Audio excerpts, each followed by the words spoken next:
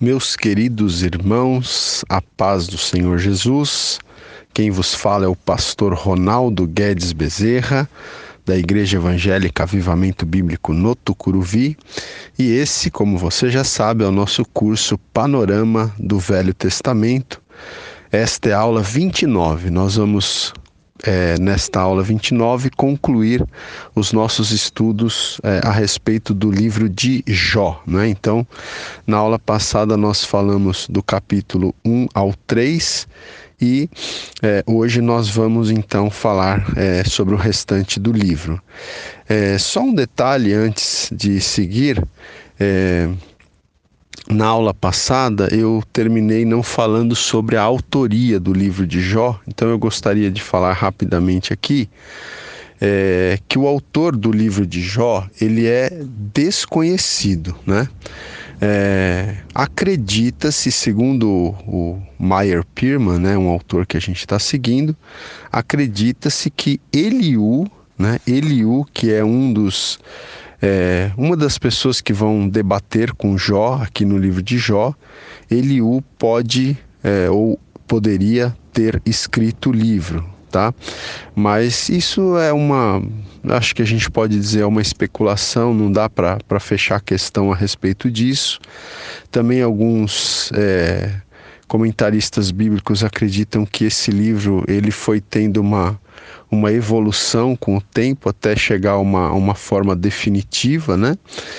O fato é que o livro de Jó é além de ser um livro, conforme cremos, inspirado pelo Espírito Santo e que faz parte do cânon bíblico, né, do Velho Testamento, o livro de Jó também é uma das pérolas da literatura universal, né? Jó é um dos clássicos da literatura universal, vamos dizer assim.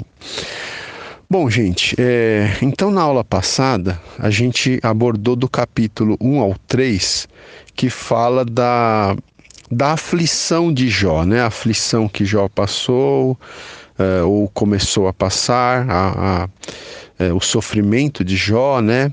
A gente começou falando primeiro sobre a prosperidade de Jó, depois falamos sobre a adversidade que ele sofreu e a perplexidade com a qual ele encarou toda aquela adversidade. Agora, dos capítulos 4 ao 37, tá?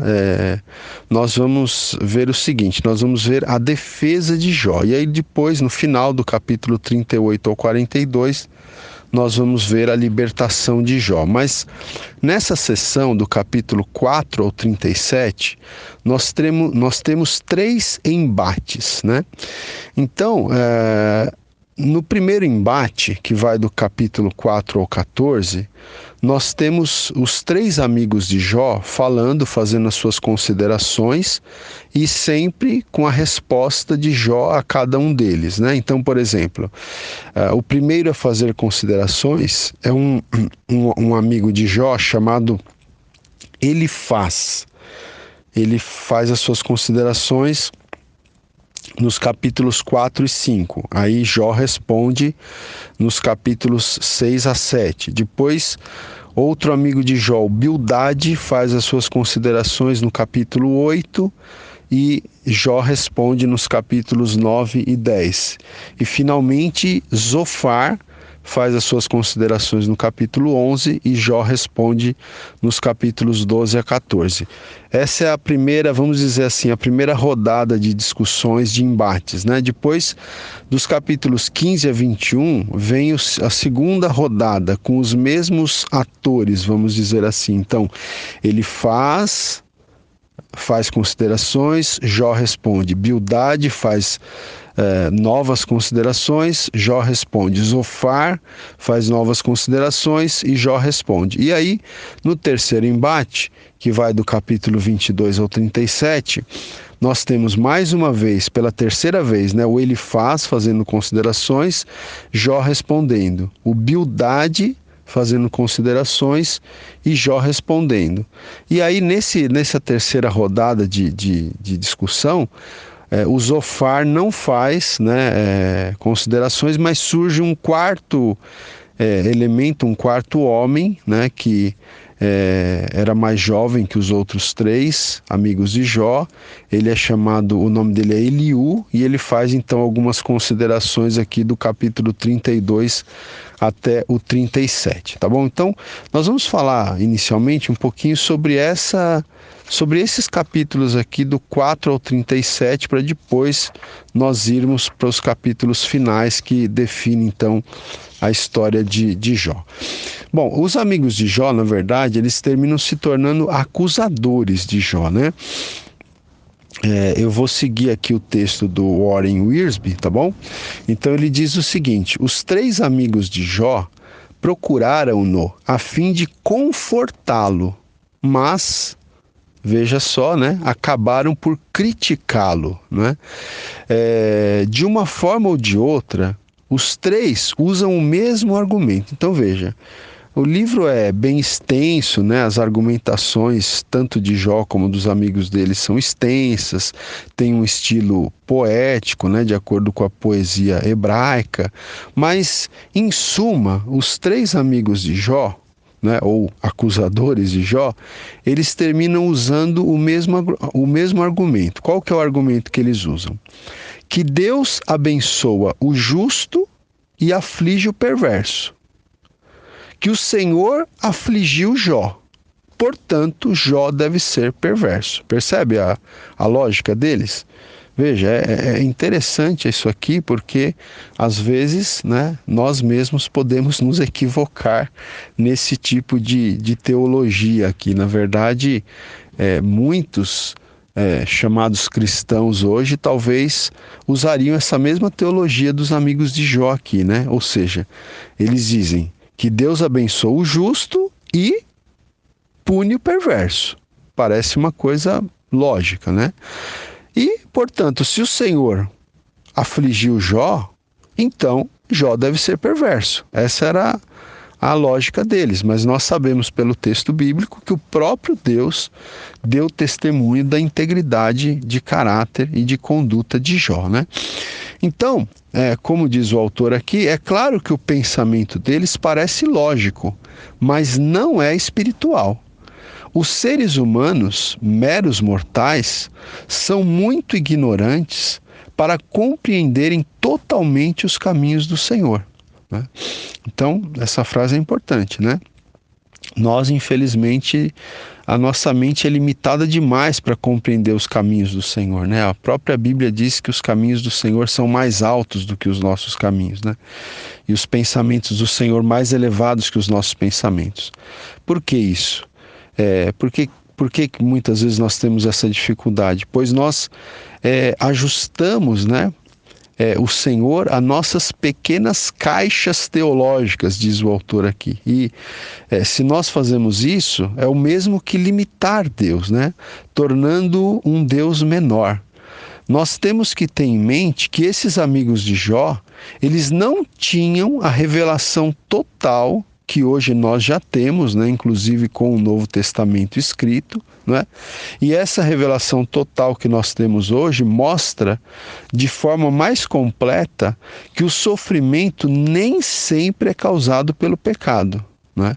E que por meio da fé em Cristo nós podemos transformar o sofrimento em glória. Então esse ponto aqui é importantíssimo, né, gente? Com toda a revelação bíblica, Antigo e Novo Testamento, fazendo uma boa hermenêutica aí, uma boa interpretação, nós vamos entender pela palavra de Deus que nem sempre o sofrimento é causado pelo pecado. Ele pode até ser causado pelo pecado, não é? Mas nem sempre. Esse é um ponto importantíssimo aqui, né? É aquilo que a gente tem falado, que infelizmente surgiu uma teologia aí há um tempo atrás, no mercado teológico, vamos dizer assim, chamada de Evangelho da Prosperidade, né? Em que se dizia basicamente o seguinte, que se você não é próspero, assim, do ponto de vista financeiro, se você não tem saúde plena, né? de duas uma, ou você está em pecado ou você não tem fé. Então, não abrir espaço para a soberania de Deus, essa doutrina chamada doutrina da prosperidade. Mas nós vemos nas Escrituras que o sofrimento nem sempre é causado pelo pecado, né, ou pela falta de fé, muito pelo contrário, por meio da fé nós podemos transformar esse sofrimento em glória, né? Muito bem. Bom, vamos basicamente aqui, rapidamente, falar um pouquinho sobre cada um desses amigos de Jó. O Elifaz, ele argumenta que Jó é um pecador. O argumento de Elifaz é esse. E ele fundamenta o seu pensamento em uma visão especial que ele teve em determinada ocasião da vida dele, né? Portanto, nós podemos dizer que ele deduz os difíceis fatos da vida ou a realidade da vida a partir de uma experiência pessoal. Então, gente, a gente tem aqui, no livro de Jó, ele é muito interessante, ele é espetacular pelo seguinte: porque, de alguma maneira, cada um desses amigos de Jó tenta dar uma explicação para o sofrimento, tenta dar uma explicação para essa realidade da vida humana, que é a questão do sofrimento, né? E se a gente sair na rua hoje e começar a perguntar para as pessoas sobre esse tema, cada um vai ter uma opinião, né? Cada um vai ter uma interpretação dessa questão do sofrimento, né? De acordo com a sua cosmovisão, de acordo com o ensinamento que recebeu dos seus pais, se é uma pessoa religiosa ou não, de acordo com a filosofia de vida que tem abraçado, cada um vai dar a sua explicação. Então, aqui no livro de Jó, nós temos pelo menos 3 explicações, vamos dizer assim, ou 4, com a de Eliú, né? Nós temos 3 ou 4 explicações a respeito dessa realidade que todo ser humano enfrenta, que é a questão do sofrimento. Ele dá a sua explicação, né?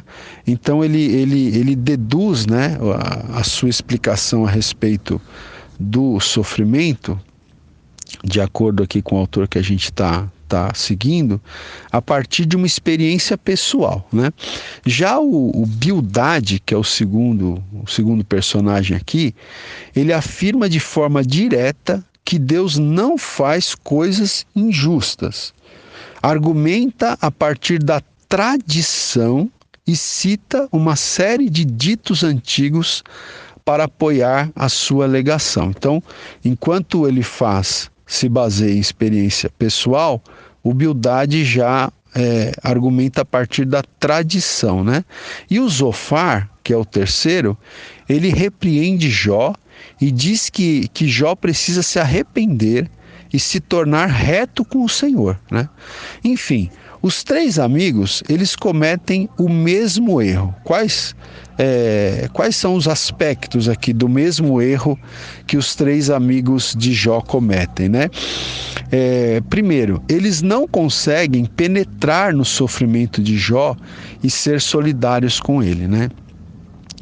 Então veja, é uma coisa muito interessante, porque às vezes é o que acontece conosco, né? Você está sofrendo uma coisa muito triste, uma situação muito difícil, e muitas vezes as pessoas que chegam perto de você, ao invés de trazerem palavras de conforto e de consolo, né, como aconteceu aqui com Jó, não conseguem penetrar o seu sofrimento e não conseguem ser apenas solidários com você, né? Foi o que Jó passou. Outro erro que esses amigos, entre aspas, de Jó cometeram, outro erro que eles cometeram, né, foi o fato de que eles tinham um conceito rígido a respeito de Deus e das obras de Deus, né? E esse conceito não era totalmente verdadeiro, né? E outro erro que eles cometeram, né, é que eles foram muito dogmáticos e eles foram muito orgulhosos para escutarem Jó e examinarem com honestidade as suas crenças, né? Então é isso, né, gente? Quando uma pessoa está passando por um sofrimento, como Jó estava passando, ele precisa de pessoas que quando uma pessoa está passando pelo sofrimento, ela precisa de pessoas que a escutem, né? Com tranquilidade, com honestidade, com solidariedade, não é? E não foi o que aconteceu aqui com os amigos de Jó, né? Eles ficaram rigidamente apegados àquilo que eles acreditavam e não deram atenção ali para os argumentos de Jó, ok? Então a gente volta na sequência. Aula 29, áudio 2. Então, o autor que a gente está seguindo aqui, ele até comenta o seguinte, né? Que o problema do sofrimento do ser humano é muito profundo e complexo para as respostas simples que os amigos de Jó fornecem, né, gente? Isso aqui é fantástico, né? Por isso que eu te aconselho a ler o livro de Jó, porque é exatamente isso, né? As pessoas, às vezes até os crentes, até os cristãos, né? Dão respostas muito simples para o sofrimento, né? Respostas muito simplistas, né? Na verdade, o problema do sofrimento ele é muito profundo e muito complexo para respostas simples, né? Veja só, no caso de Jesus, Jesus nunca pecou, contudo, ele sofreu mais que qualquer outra pessoa, não é? Você não pode dizer que o sofrimento de Jesus se deu por causa do pecado, porque Jesus nunca pecou, né? Então, a questão é muito mais complexa do que parece e nós não temos respostas prontas, né, para essa questão, né? Não se deve dar atenção para respostas prontas, né? O autor ele segue aqui dizendo que nem Jó e nem os amigos de Jó tinham conhecimento daquela conversa entre Deus e Satanás que se dera nas esferas celestiais, né? Eles não tinham conhecimento dessa conversa em que o Senhor usava Jó, por assim dizer, como uma prova diante de Satanás e dos anjos, né? A fim de comprovar que as pessoas continuam crendo no Senhor, podem continuar crendo no Senhor, podem se manter fiéis em sua fé ao Senhor, mesmo quando não entendem o que Deus está fazendo, até mesmo ao permitir o sofrimento. Os amigos de Jó chamam Jó de ímpio, né? Em algumas passagens aqui desses discursos, desses diálogos. O Senhor, no entanto, a gente sabe que o Senhor chamou Jó de homem íntegro e reto, né? Bom, aí nós temos então, num determinado momento, né, nos capítulos 32 a 37, a aparição de um quarto homem que passa a falar, o nome dele é Eliú, né? Então, veja só, o Eliú ele tinha uma ideia diferente dos três primeiros amigos de Jó, né? Então, ao mesmo tempo que os três homens argumentam que o sofrimento de Jó era punição, né, em função de pecados de Jó, Eliú ele já tem uma ideia diferente. Para Eliú, Deus envia sofrimento a fim de disciplinar-nos e ensinar-nos. Então, de acordo com o argumento de Eliú, o sofrimento seria uma maneira de disciplina e de aprendizado, né? E Eliú, ele mostra que ele tem uma visão mais alta do Senhor, mais alta de Deus, mais elevada, né? E ele enfatiza de forma muito bela em sua fala, ele enfatiza o poder e a sabedoria do Senhor, né? Bom, então, todas as vezes que esses homens, esses três amigos de Jó falaram, todas as vezes que Elifaz, Bildade e Zofar falaram, Jó, ele contra-argumentou, né? Ele só não contra-argumentou a fala de Eliú, que foi o quarto homem que entrou na conversa. Mas quanto aos três primeiros, ele sempre contra-argumentou. E quais foram os argumentos de Jó, então? Jó, ele responde depois que cada homem fala. Exceto, como já disse, no caso de Eliú, né? Depois que Eliú faz a sua fala, aí o próprio Deus vai responder, vai entrar em cena e vai falar. Isso está no capítulo 38, a gente vai chegar lá, né? Mas os argumentos de Jó, quando ele responde aos seus amigos, os argumentos de Jó eles são mais ou menos os seguintes. Primeiro, da mesma forma que você, creio que Deus é justo e poderoso, né? Então, é como se ele dissesse para os amigos dele, ó, da mesma forma que vocês, eu também creio que Deus é justo e poderoso. Mas Jó argumentava: eu não sou ímpio, não sei de nenhum pecado que me separe do Senhor. Então, enquanto os amigos de Jó acusavam Jó de ser um pecador, ele dizia: eu não sou um pecador, eu não sou ímpio. Não existe nenhum pecado oculto em minha vida que me separe do Senhor, né? Jó tinha consciência disso. E ele também, Jó também argumentava o seguinte, que ele poderia argumentar a respeito do caso dele com o Senhor, mas não conseguia encontrá-lo, né? Então, Jó, em vários momentos, ele disse que ele queria ter uma audiência com Deus, né? Que ele gostaria de, por assim dizer, sentar frente a frente com o Senhor e argumentar a respeito do caso dele, mas ele não conseguia essa audiência com Deus, ele não conseguia encontrar o Senhor, né? Mas, mesmo assim, Jó, ele dizia que todavia ele acreditava que Deus, né, o justificaria, ou nesta vida ou na vida que estaria por vir, né? Ele tinha essa fé, que mesmo passando por tudo aquilo, ele acreditava que Deus o justificaria de tudo aquilo. Os três amigos, eles argumentavam que Deus sempre aflige o perverso, mas Jó menciona a eles que este parece estar prosperando, ou seja, Jó, ele desmonta o argumento dos amigos dele, porque os amigos dele argumentavam que Deus sempre aflige o perverso, mas Jó dava exemplos de perversos que estavam prosperando, né? Jó dava exemplos de pessoas perversas que, mesmo assim, mesmo sendo perversas, Deus permitia que elas prosperassem. E isso é fato até hoje, né, queridos? Não é incomum você ver uma pessoa perversa, uma pessoa que até diz que não teme a Deus, nem acredita em Deus e está prosperando, né? Então, esse argumento de que Deus sempre aflige o perverso não é um argumento válido, né? Então, Jó desmonta esse argumento aqui.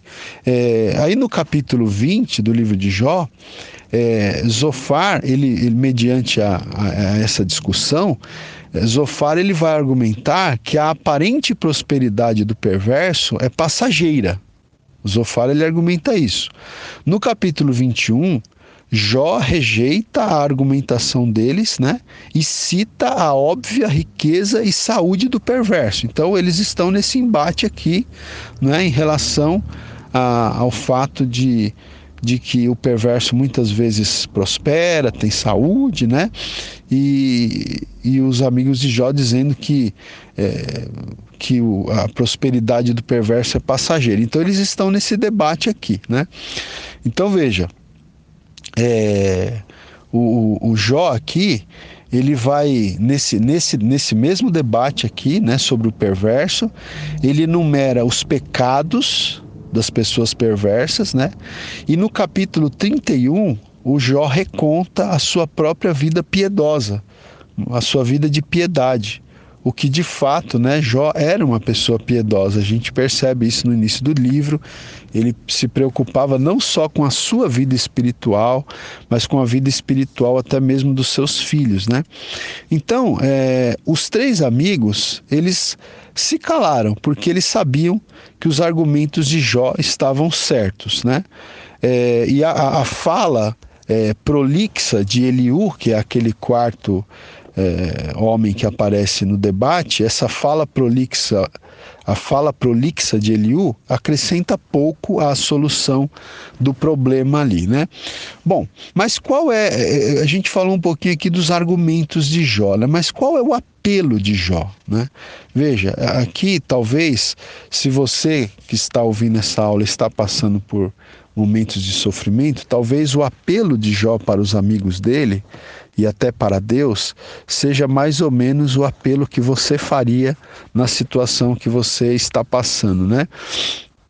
Então, os versículos mais importantes dessa seção de capítulos, de 4 a 37, né, são os versículos que apresentam o apelo do coração de Jó, tanto a Deus como aos seus amigos.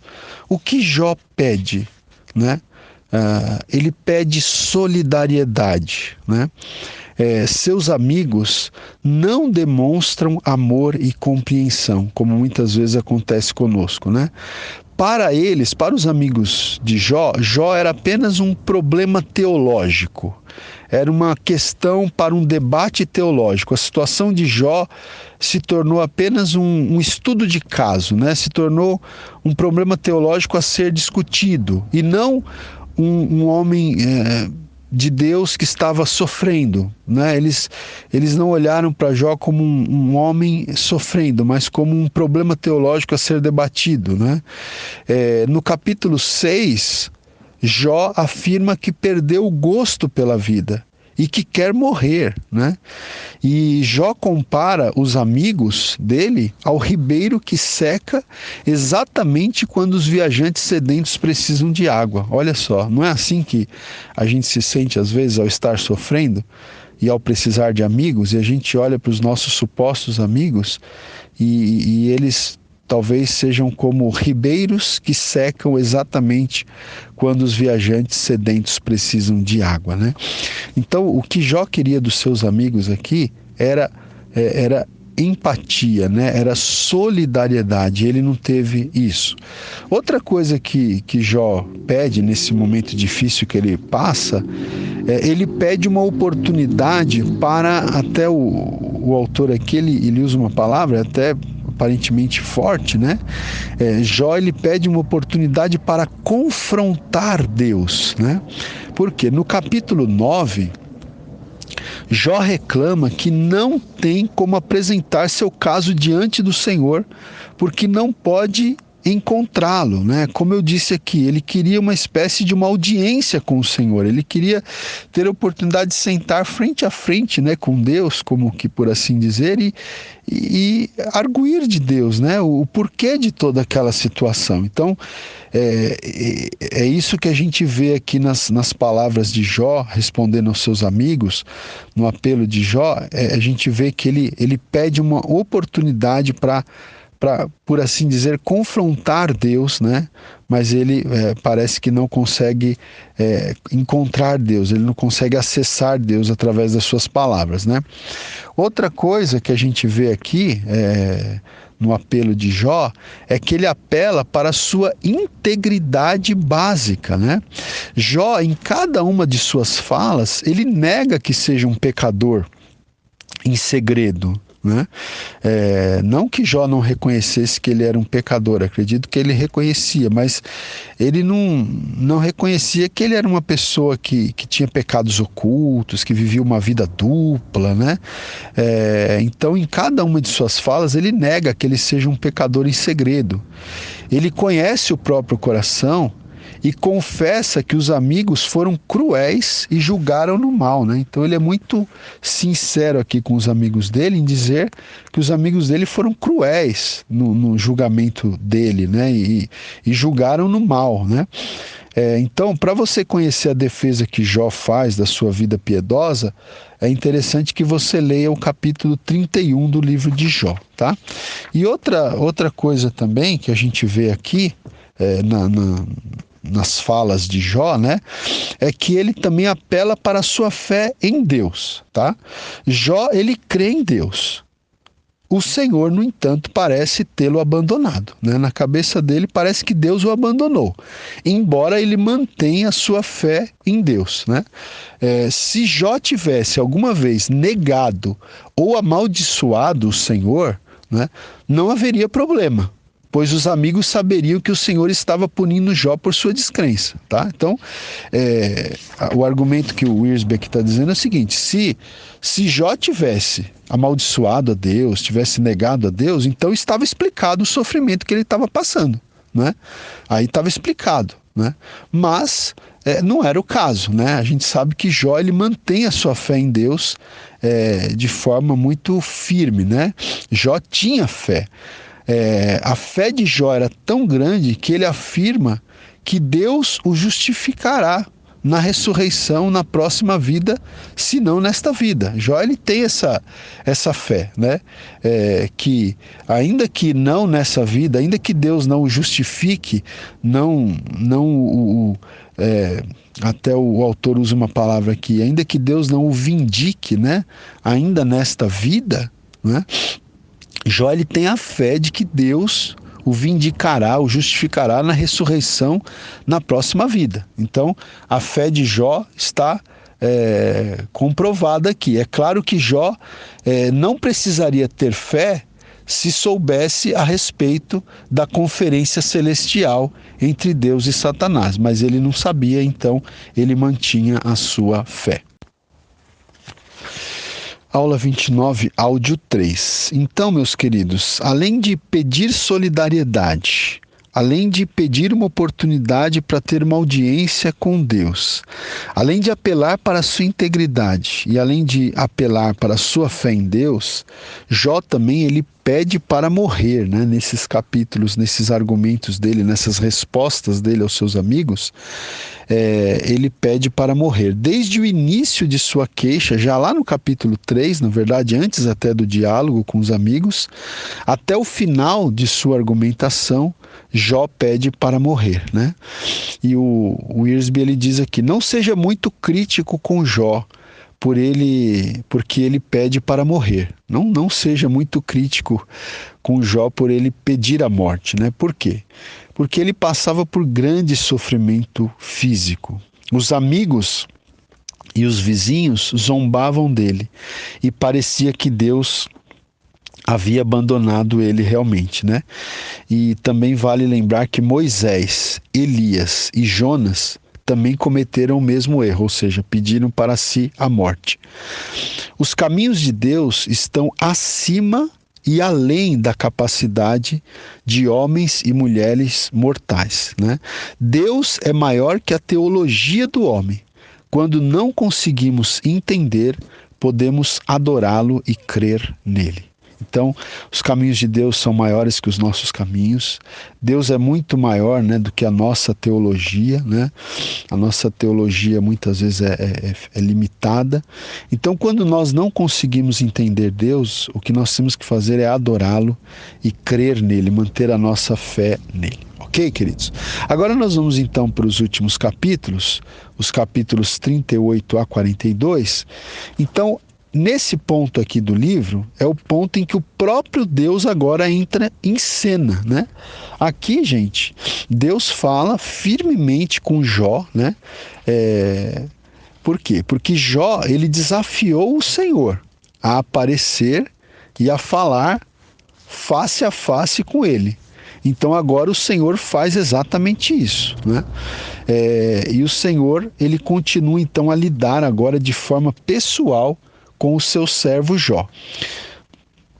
Então veja, do capítulo 38 até o 42, versículo 6, Deus, ele vai aqui, segundo o Wiersbe usa a expressão, Deus humilha Jó, né? Então Deus faz uma série de perguntas a Jó a respeito do universo e do seu funcionamento. É muito interessante esses capítulos, eu te aconselho muito a ler essa parte do livro de Jó, é muito interessante, né? Porque Deus ele faz uma série de perguntas, né, para Jó a respeito do universo e do seu funcionamento. Então, eu vou ler aqui um trecho, diz assim, olha, cinge, pois, os lombos como homem, pois eu te perguntarei e tu me farás saber, né? É como se Deus estivesse falando para Jó o seguinte, já que você sabe tudo, Jó, já que você está me questionando, já que você está questionando os meus caminhos, então eu vou te fazer algumas perguntas e você me responde, já que você sabe de tudo, né? Então Deus pergunta para ele, onde estavas tu quando eu lançava os fundamentos da terra? Né? Então, veja, o Wiersbe diz, esse parece ser o grande ponto desses capítulos. É como se Deus estivesse falando para Jó o seguinte, você me desafiou, agora eu vou desafiar você, né? Então, Deus começa a perguntar para Jó, né? Por exemplo, no capítulo 38, do 12 a 15, Deus pergunta a Jó a respeito do alvorecer e o espalhar da luz. Depois, Deus indaga a respeito da imensidão da terra e do mar. né? Quer dizer, é como se Deus tivesse falando para Jó o seguinte: olha, me explica aí sobre essas coisas, né? Já que você se acha tão cheio de razão, me explica sobre essas minhas obras, né? O alvorecer, o espalhar da luz, a imensidão da terra e do mar, né? Então, veja, Deus vai levantando questões para Jó, né? Depois o texto aqui continua dizendo o seguinte, que a seguir, Deus volta-se para as criaturas inanimadas, a neve e o granizo, a chuva e o gelo. Então Deus vai desfilando as suas maravilhas, né, perante Jó, e como que desafiando Jó a dar explicações sobre todas essas coisas, sobre todas essas criações de Deus. Jó era capaz de explicar essas coisas?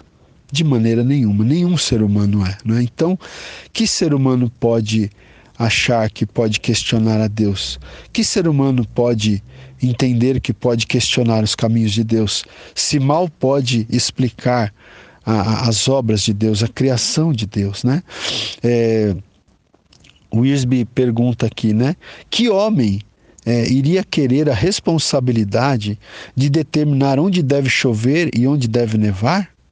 Apenas Deus pode governar o universo e fazer com que tudo funcione em harmonia. Um ser humano pode governar o universo? Pode fazer com que tudo funcione em harmonia?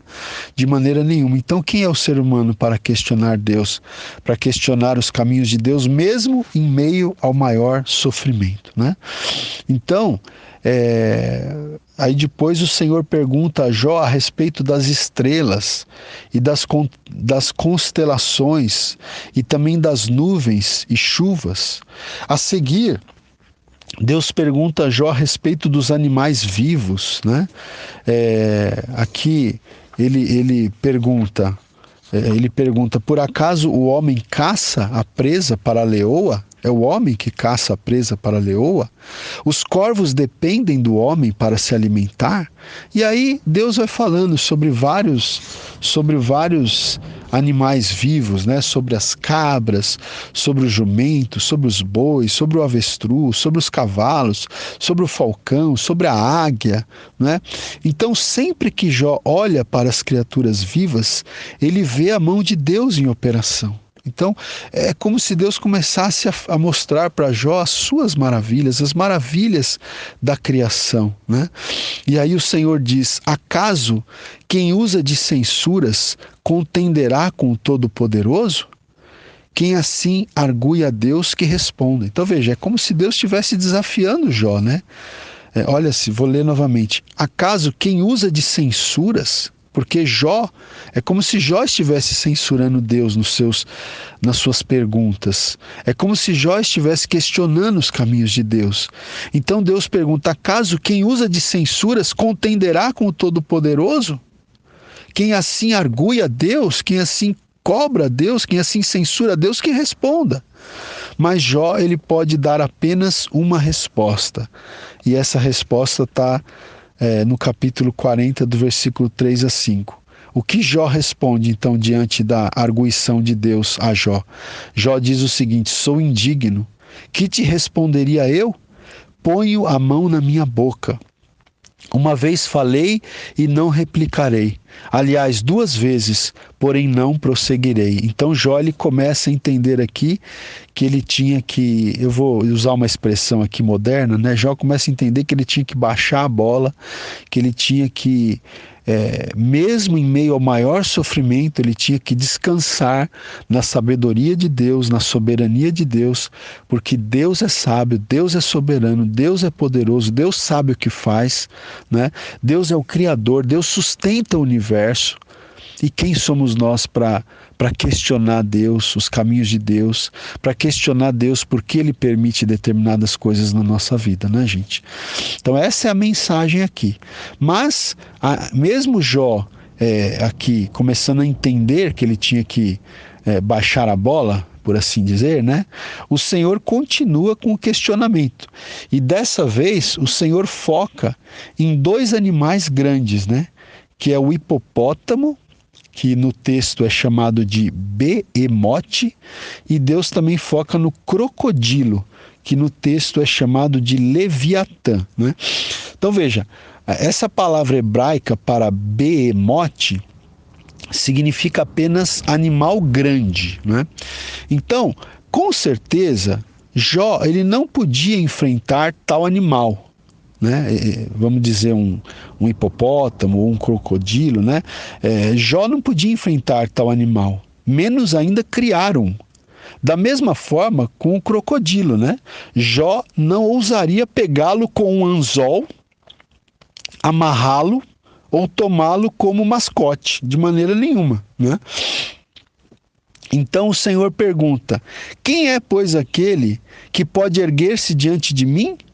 Pois o que está debaixo de todos os céus é meu. Então a pergunta aqui de Deus a Jó: quem é que pode se erguer diante de mim? Quem é que pode, né, ficar aí todo orgulhoso e arrogante, querendo questionar os meus caminhos? É como se Deus falasse isso para Jó, né? Então, o capítulo todo aqui, ele pretende revelar a grandeza das criaturas do Senhor e, portanto, a grandeza de Deus. Ou seja, se as criaturas que Deus fez já são grandes, imagine a grandeza do Criador destas criaturas, né? Então, gente, o resultado desse questionamento, qual que é o resultado desse questionamento? Jó, ele se humilha, né? E ele se arrepende, tá? Então, no capítulo 42, do versículo 1 ao 6, nós vamos ver isso daqui. Jó, ele se humilhando e se arrependendo, né? Eu acho que é importante a gente ler esse texto aqui de Jó 42, de 1 a 6. Eu vou ler aqui no texto bíblico, você acompanhe, por favor, aí. Então diz assim: então respondeu Jó ao Senhor: bem sei que tudo podes, e nenhum dos teus planos pode ser frustrado. Olha só, né? Então, diante dessa palavra, até mesmo de repreensão de Deus a Jó, qual foi a resposta de Jó aqui? Bem sei que tudo podes e nenhum dos teus planos pode ser frustrado, né? Aqui o texto continua dizendo, versículo 3: quem é aquele, como disseste, que sem conhecimento encobre o conselho? Na verdade, falei do que não entendia, coisas maravilhosas demais para mim, coisas que eu não conhecia. Olha só, Jó reconhecendo aqui diante de Deus, né? Ele diz: falei do que não entendia, coisas maravilhosas demais para mim, coisas que eu não conhecia. Aí o versículo 4 diz: escuta-me, pois, havias dito, e eu falarei. Eu te perguntarei e tu me ensinarás. Eu te conhecia só de ouvir, mas agora os meus olhos te veem. Por isso me abomino e me arrependo no pó e na cinza, né? Então, aqui Jó, ele reconhece que ele conhecia a Deus só de ouvir, né? Toda essa experiência que Jó teve fez com que Jó entendesse que todo o conhecimento que ele tinha de Deus era só de ouvir falar, né? Mas ele diz: mas agora os meus olhos te veem. Então veja que a aflição na vida de Jó, o sofrimento na vida de Jó, levou Jó a conhecer a Deus de fato, né? Às vezes, gente, o sofrimento tem essa função na nossa vida. Deus permite o sofrimento para que a gente conheça a Deus mais de perto, sabe? Para que a gente tenha uma experiência real e para que a gente conheça a Deus em intimidade, não apenas de ouvir falar. Às vezes as pessoas crescem ouvindo falar de Deus, crescem até nas igrejas, mas nunca têm uma experiência real mesmo com Deus. E às vezes Deus permite o sofrimento na vida das pessoas para que esse conhecimento real de Deus ocorra na vida das pessoas. Eu te conhecia só de ouvir, diz Jó, mas agora os meus olhos te veem, os meus olhos te contemplam.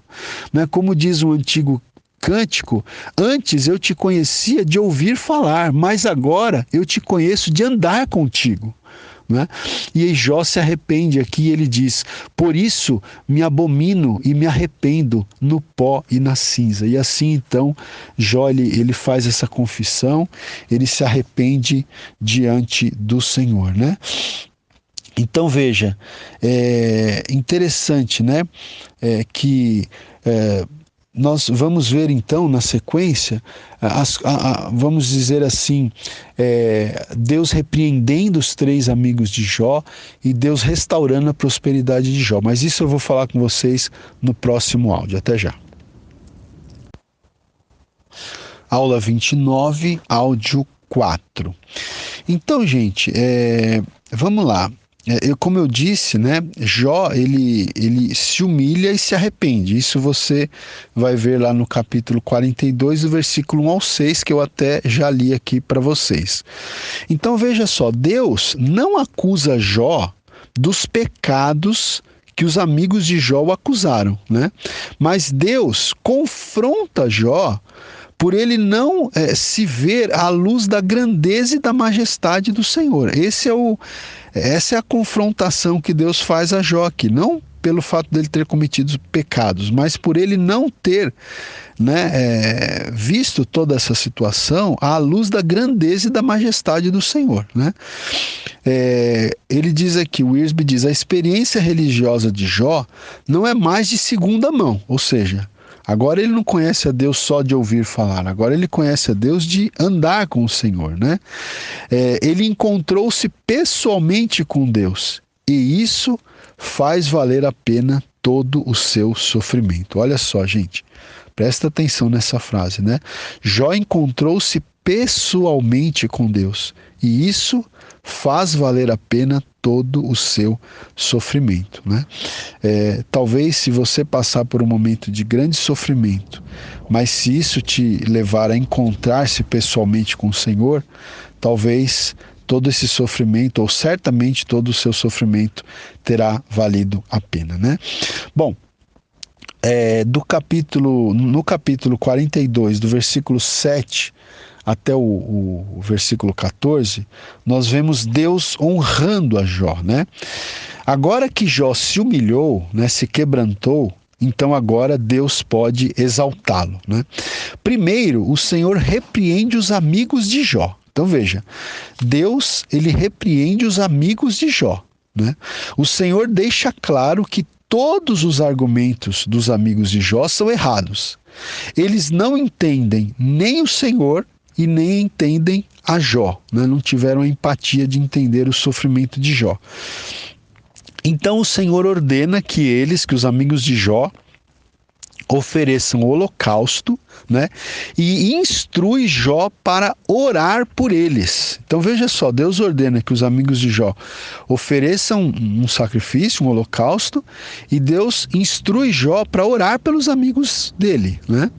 Então, diz aqui o autor, Jó precisou de graça a fim de orar por homens que o haviam tratado com tanta severidade. Mas ele era um homem de Deus e obedecia a Deus, né? Então, Jó, provavelmente como um ser humano, deve ter ficado ressentido com os comentários que os amigos dele fizeram diante do grande sofrimento que ele sofria. Não foram solidários com Jó, né?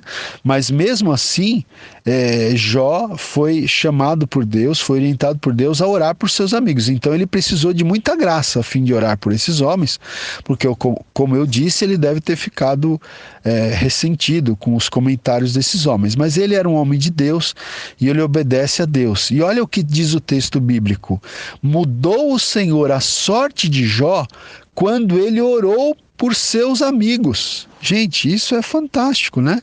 Deus, ele muda a sorte de Jó quando? Quando Jó orou pelos amigos e não por si mesmo. Por aqueles amigos que não o haviam compreendido, por aqueles amigos que o haviam julgado mal.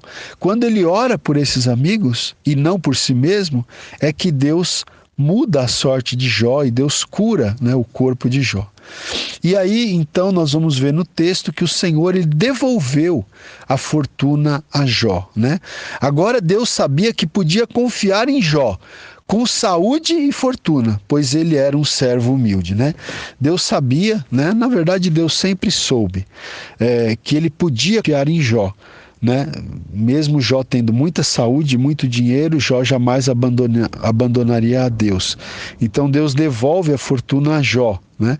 E o Senhor deu a Jó o dobro do que ele tinha no início, que já era muito, agora Deus deu o dobro, né? Os amigos e conhecidos de Jó aproximaram-se de Jó a fim de confortá-lo e encorajá-lo, né? E também trouxeram presentes para Jó, né? Depois que Jó foi restabelecido, então os amigos e conhecidos se aproximaram, né? A fim de confortá-lo, de encorajá-lo, e lhe trouxeram presentes. O texto bíblico diz também que Jó viveu por mais 140 anos depois dessa situação de sofrimento que ele passou. Ele viveu por mais 140 anos, né? E aqui alguns comentários finais do Wiersbe que eu quero ler para vocês. Ele diz assim: é claro que nem todos os santos que sofrem conforme a vontade do Senhor serão tão honrados nesta vida, né? Então, não é porque Jó aqui teve tudo em dobro que todos nós teremos, né? É isso que ele está dizendo. É claro que nem todos os santos que sofrem conforme a vontade do Senhor serão tão honrados nesta vida. A principal lição do relato de Jó não é que você será rico e poderoso quando o sofrimento acabar. Não. Antes, o principal ensino é que o Deus Todo-Poderoso tem um propósito no sofrimento, né? Que ele permite ao ser humano e que nada pode opor-se a esse propósito, ok, gente? Essa frase aqui acho que vale a pena a gente reler, né? A principal lição do relato de Jó não é que você vai ser rico e poderoso quando o sofrimento acabar, mas que Deus, ele tem um propósito no sofrimento, né? E que nada pode se opor a esse propósito. Então você tem que entender qual o propósito que Deus tem na sua vida ao permitir esse sofrimento que ele tem permitido, né?